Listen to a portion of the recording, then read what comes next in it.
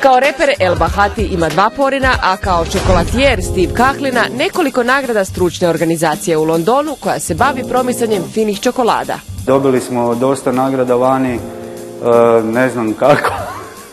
Ne znam kako nam je to uspjelo. Bili smo, u principu mi smo na te nagrade slali zapravo čisto da vidimo di nam, ajmo reći, mjesto. Na kraju je ispalo da smo poprilično dobri i uspješni, tako da nemamo se namjeru mijenjati.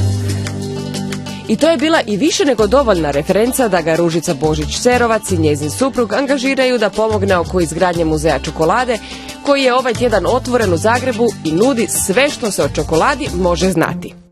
Mi smo provjerili je li Steve jak u teoriji, koliko i u praksi. Koja zemlja je domovina čokolade? Ekvador. U kojem stoljeću je kakaovac stigao u Europu? 16. Je li bijela čokolada zapravo čokolada? A joj, na to nema točnog odgovora. Ja to ljudima prepuštam zapravo da odluče sami.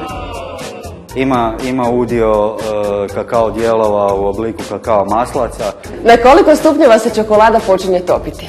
Softening point je na 27, a otopi se skroz na 35. Na koliko je procijenjeno globalno tržište čokolade u 2019. godini? A stvarno ne znam. Evo, tu ste me ulovili. Jej! Koliko je? Na više od 132 milijarde dolara. Samo? Kako onda uživati u čokoladi? Da, postaje jasna pravila kako je ispravno kušati čokoladu. Čokoladu prije svega promotrimo. Čokolada ne bi smjela imati znakove bijelila, što znači zapravo da je dobro napravljena i dobro očuvana.